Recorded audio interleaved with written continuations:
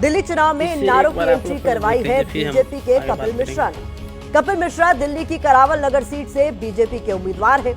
उन्हीं के नामांकन के दौरान उनके समर्थकों के हाथों में बटेंगे तो कटेंगे और एक है तो सेफ है वाले पोस्टर नजर आए। चुनावी दंगल में इन नारों के असर वाली फाइल आपके लिए खोलेंगे, लेकिन उससे पहले देखते हैं कि कैसे सर्दी से ठिठुरती दिल्ली की सियासत को इन नारों ने गरमा दिया।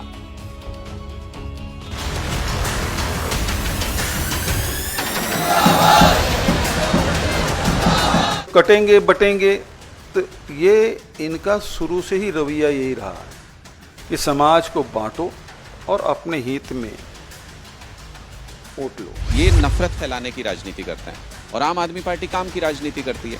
ये नए नए नारे गढ़ेंगे जिससे द्वेष पैदा हो लोगों के बीच में, दोनों हिंदू मुस्लिम के बीच में दंगे कराओ, लड़ाई कराओ। इनकी हमेशा ये राजनीति रहती है। भारत के संविधान के प्राकृतन का जो भाव है वही है कि बटेंगे तो कटेंगे और एक रहेंगे तो सेफ रहेंगे। तो बटेंगे तो कटेंगे कहने वालों का तो स्वागत होना चाहिए। घृणा, नफरत, हिंसा इसके शब्दकोश में है और वही उन्होंने जिसका आपने नाम लिया वो कर रहे हैं।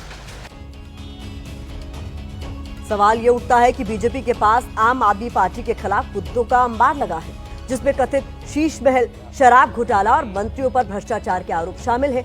ऐसे में उसे दिल्ली में बटेंगे तो कटेंगे वाले नारे का सहारा क्यों लेना पड़ा? इसे समझने के लिए हमने आपके लिए एक रिपोर्ट तैयार की है। देखते हैं।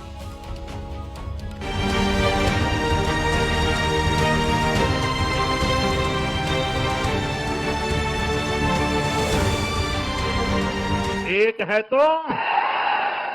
है तो भी हम पटे हैं,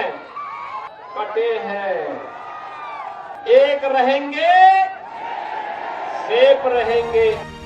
इन दोनों नारों की उत्पत्ति लोकसभा चुनाव के बाद हुई और दावा किया जाता है कि इन दोनों नारों ने हरियाणा और महाराष्ट्र के विधानसभा चुनाव में बाजी पलट दी। हरियाणा और महाराष्ट्र के नतीजों ने ये स्पष्ट हो गया कि बीजेपी का धार्मिक एकजुटता और मोदी योगी की जातियों में न बंटने वाली अपील काम कर गई। धर्म के आधार पर हुए इस ध्रुवीकरण का असर ये हुआ कि दलित और पिछड़ी जातियों ने भी बीजेपी को वोट दिया। अब कपिल मिश्रा को भी उम्मीद है कि करावल नगर में योगी आदित्यनाथ का ये नारा कारगर साबित हो सकता है।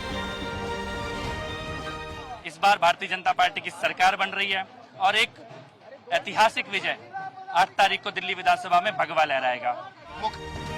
दिल्ली की मौजूदा सियासत में पूर्वांचली से लेकर दलित वोटर का बड़ा हिस्सा आम आदमी पार्टी पर भरोसा जताता रहा है। 2020 के दिल्ली विधानसभा चुनाव में आपने अनुसूचित जाति के लिए आरक्षित सभी 12 सीटें जीती। वहीं पूर्वांचलियों के दबदबे वाली 29 में से 24 सीटें भी आपके खाते में गई। सिर्फ 5 सीट ही बीजेपी को मिली थी। ऐसे में हरियाणा और महाराष्ट्र की चुनावी प्रयोगशाला में सफल रहे नारों के दम पर अब बीजेपी दिल्ली के हिंदू वोटों में सेंध लगाना चाहती है और इस काम के लिए पार्टी ने दिल्ली में हिंदुत्व के कट्टर चेहरे कपिल मिश्रा को चुना है। इसके पीछे 2 बड़ी वजह मानी जा रही है। पहला, दिल्ली में हिंदू वोटर्स को एकजुट होने का संदेश देना। दूसरा, करावल नगर सीट पर जीत सुनिश्चित करना। बटेंगे तो कटेंगे और एक हैं तो सेफ हैं, ये जो बात है ये आज के समय में इसकी मांग है। आज एकता की आवश्यकता है। अगर हम विभाजित हो गए, क्योंकि विभाजनकारी शक्तियां काम कर रही हैं, तो अगर हम विभाजित हो गए तो हमें विभाजित करने वाले जश्न मनाएंगे। 1993 से अब तक हुए 7 विधानसभा चुनाव में करावल नगर सीट पर 6 बार बीजेपी जीती, जबकि 1 बार आपने जीत हासिल की। फिलहाल करावल नगर सीट बीजेपी के ही पास है, लेकिन बीते चुनाव में आम आदमी पार्टी से उसे कड़ी टक्कर मिली थी।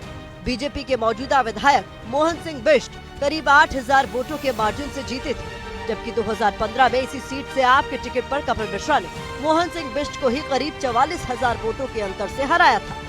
इस सीट पर पूर्वांचली और उत्तराखंड के लोग असरदार हैं। जाहिर है बीजेपी कोई रिस्क नहीं लेना चाहती और इसीलिए इस सीट पर कपिल मिश्रा को उतारने के साथ साथ उसने कटेंगे तो बटेंगे वाले नारे की रणनीति भी सेट कर दी।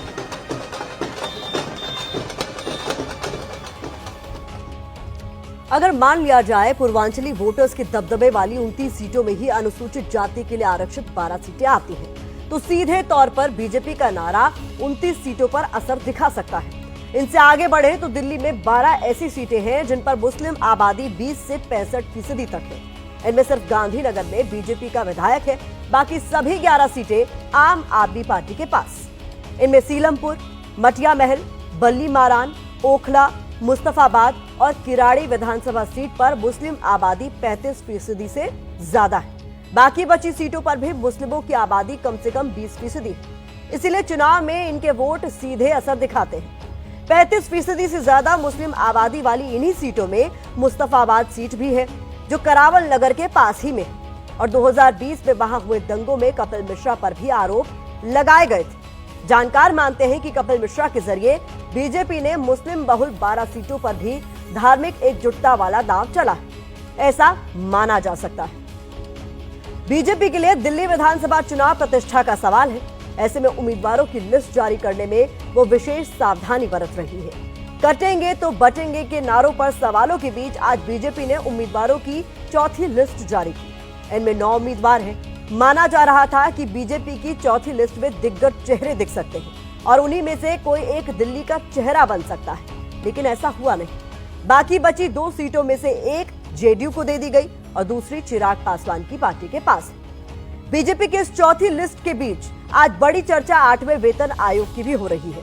केंद्र सरकार ने केंद्रीय कर्मचारियों के लिए 8वें वेतन आयोग को मंजूरी दे दी। इससे केंद्रीय कर्मचारियों के वेतन के साथ साथ पेंशन भी बढ़ जाएगी। दिल्ली चुनाव से पहले वेतन आयोग वाले ऐलान पर सवाल उठ रहे हैं, क्योंकि देश के करीब 35 लाख केंद्रीय कर्मचारियों में से 2,30,000 से ज्यादा कर्मचारी दिल्ली में हैं।